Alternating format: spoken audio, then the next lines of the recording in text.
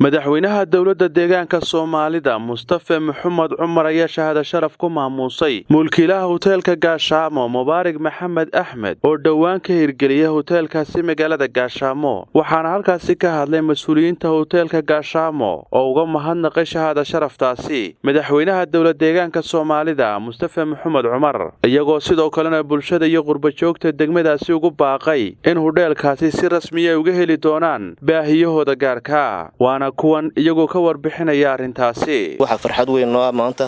inaan furnay hoteelka cusbay hotel Gaashaamo hoteelkaas oo ka kooban 5 qaybood oo kala qaybtii chiefka hoolkii shirarka iyo xafladaha baakinadii baabuurta cafeteriadii iyo qaybtii nasashada hoteelkani wuxuu ku soo kordhin doonaa magaalada sharaf weyn sababtoo ah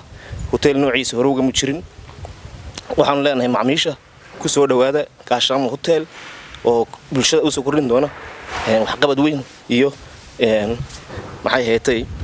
laga bixi doono baahidii jirtay dhinaca chiefka hoteelkan waxa ku baxday maalgelin gaaraysa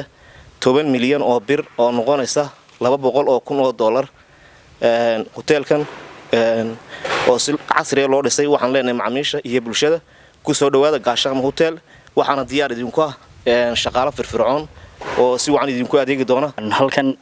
sidoo kale aan doonayna ka bogaadiyo mulkiilaha Mubaarak Axmed Maxamed oo ah nin dhalinyaro ah oo runtii aad u dhiiran oo maalgelin inta la gashaday degmada Gaashaamo sidoo kale anigu waxaan ahay injineerkii suurtageliyay dhammaan barbilow ilaa dhamaadka aniyo injineer Case oo asaguna runtii gacan weyn ka geystay marka runtii waad arkaysan lacagta inta leega ku baxday degmada la geliyay waana hoteelada ugu casrisan sidoon waxa weeyaan sidooda kala laga hirgeliyo waxa weeyaan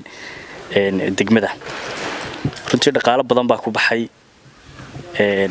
laakiin waxa weeyaan nashqadiisa iyo systemkiisu waa mid ay tahay runtii mid degmada u qalantay runtii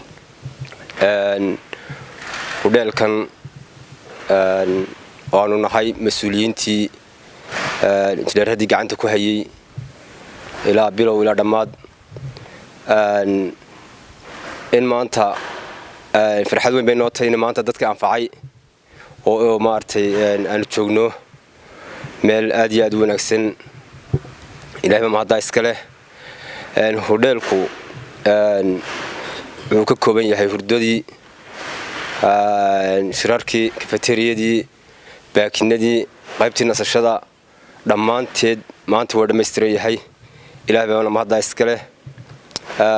waxaan maartay isagana aan u ducaynaynaa halkan ka bogaadinaynaa mulkiilaha hoteelka Mubaarak Axmed Maxamed oo leenahay Allah barakeeyo baan leenahay bilic weyn magaalada ku soo kordhiyay dhaqaalaha inta leeg la geliyay hoteelkan waxa weeyaan maalgashiga inta leeg loo maartay la geliyay magaalada Gaashaamo cid kasta oo maartay maanta adeeg uga baahantay way ka helaysaa marka waxaan leenahay maartay mabrog dhamaantiina ku soo dhawaada baan leenahay hotel Gaashaamo ku soo dhawaada baan leenahay Maxamed Saciid Gaxnug telefishinka caalamiga ee Badda Cas magaalada Gaashaamo ee gobolka Jarar